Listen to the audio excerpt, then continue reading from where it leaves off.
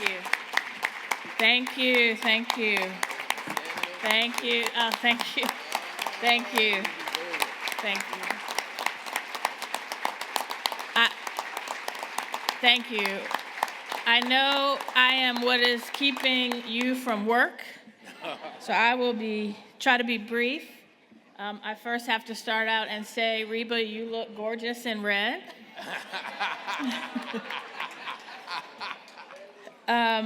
It is a pleasure to be back here at the Community Leaders Breakfast. As you heard, I spent over a decade chairing Virginia's Dr. Martin Luther King Jr. Memorial Commission, where we worked to keep Dr. King's life and legacy alive through public policy, through public history, and it is always an honor to recenter my work in Dr. King's message and to recommit myself to working towards the beloved community. I don't know if the governor was looking at my notes as I jotted them down, but you're going to hear a couple of the same phrases today, because while everyone has heard and we were taught in school about Dr. King's dream, one of the most profound speeches he gave in the last year of his life. It was the title of his last book, and it was a question he pondered then, over 50 years ago, and I ponder daily now. Where do we go from here? Chaos or community? Now let me say, if you turn on the TV, especially C-SPAN, CNN, Fox, or MSNBC, you think we're in chaos, and we are. I told my husband one day, as we were about to make a historic vote to expel a member of Congress, I knew I was going to make history in the 118th. I wasn't prepared for how much history we made. As a speaker was ousted, as we sat for 3 weeks with no speaker and therefore could do no work, as we went to the brink of a government shutdown at least 5 times, as we sat on the brink of defaulting on our national debt for the first time in American history, as we sat through a presidential election with more misinformation and vitriol than ever, we are in chaos. But some people want it that way. Because when you're in chaos and you're focused on things that outrage you, you ignore what's happening to undermine Dr. King's work. And when the very phrase we use to keep our eye on the prize is weaponized, but we gotta stay woke.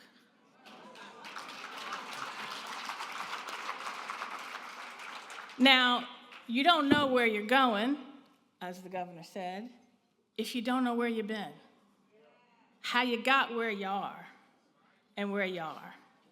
So to the surprise of no one that knows me, I'm going to give you a history lesson. Because Virginia was the birthplace of American democracy, but we're also the birthplace of American slavery. We are the embodiment of the original sin and the original brilliance of this country. So you hear dates, but you don't always understand their significance.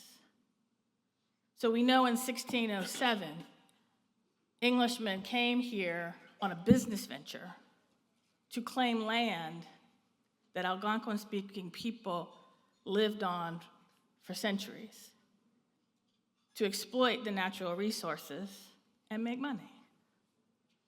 They created the first representative government in the Western Hemisphere, in the General Assembly, which I was proud to serve in.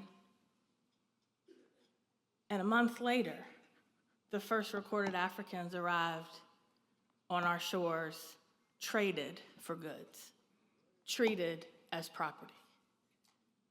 A little while after that, the settlers realized if we're going to be permanent, we need wives. So they recruited the first women settlers who arrived here. And the minute they got married, they had no rights, they could not vote, they could not own property. That's how our state, our commonwealth, and our country were founded. 100 years later, a beautiful idea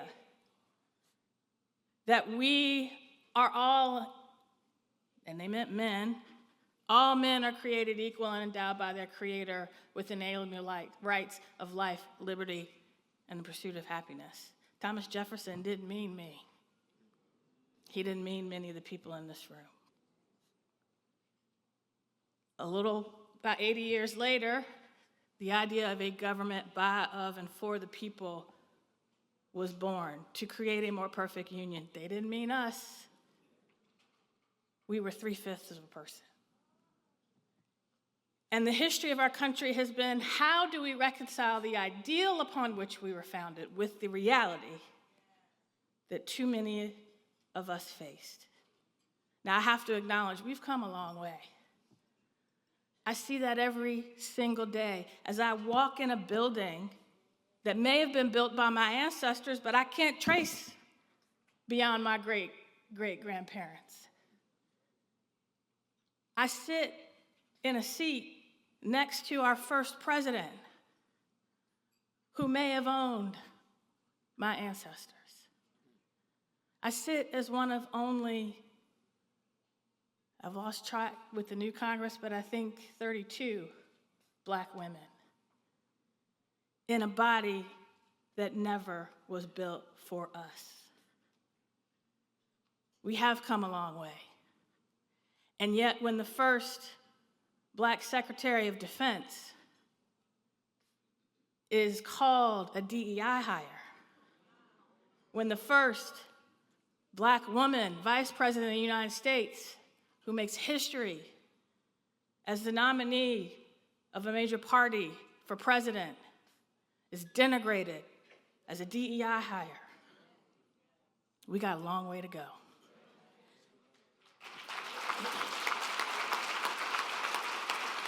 When a Black woman is 3 times as likely to die in childbirth as I almost did, when a Black man is more likely to die of colon cancer or a heart attack, we got a long way to go. But Dr. King gave us a blueprint. He gave us a blueprint. And he pondered, once the Civil Rights Act was passed, once the Voting Rights Act was passed, where do we go from here? Because he understood those laws were not a magic wand. The impact of 300 years of slavery and Jim Crow do not magically disappear with the stroke of President Johnson's pen. Because inequity was baked into our founding documents. When some people had a boot on their neck and chains on their feet. So where do we go from here? We have to intentionally undo the inequity.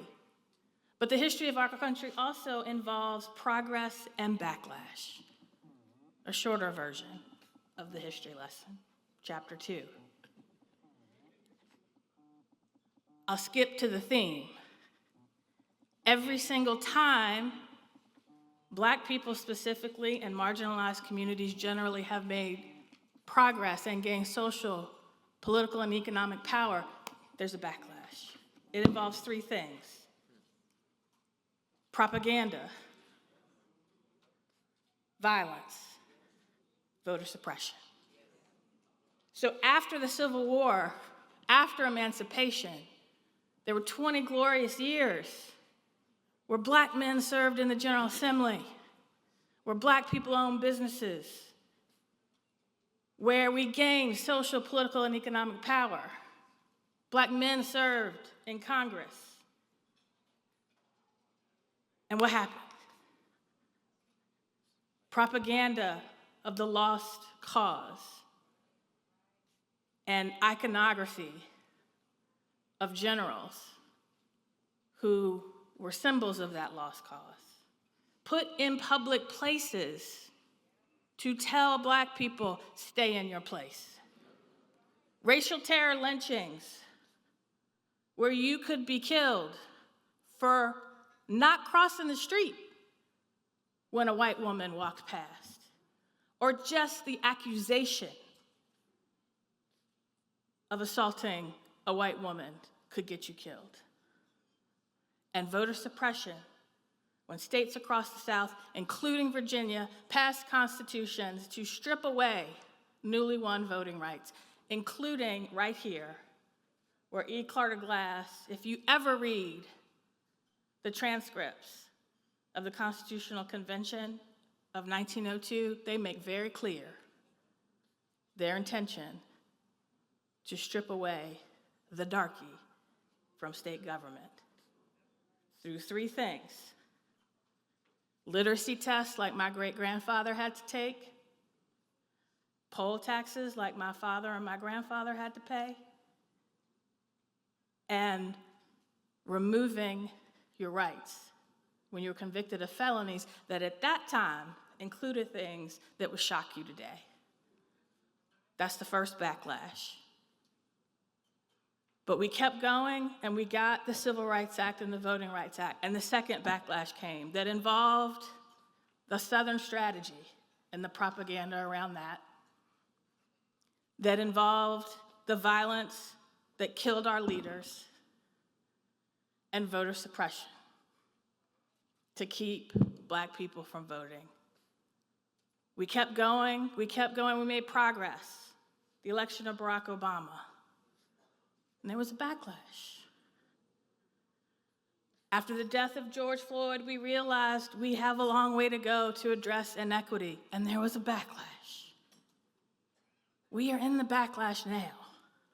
Bobby and I see it every day. We got to stay woke. But Dr. King gave us a blueprint. The beloved community. Dr. King's work was rooted in love. Love for a country that didn't love him. Love for a country that he demanded be its best self. Love for his neighbor, whether he looked like him, worshiped like him, loved like him, and love for his enemies, which we forget, which Jesus taught us all. And to me, the greatest thing to admire about Dr. King is the fact that he could look in the eye of someone who stabbed him, who threatened him, who spit on him, and show them love. We got to hold on to love right now, because there are too many people still trying to stoke hatred to keep us divided, sow chaos to keep us distracted. But stay woke and keep loving your enemy. So I want to end with two things. My favorite quote from Dr. King is, I have decided to stick with love because hate is too big a burden to bear.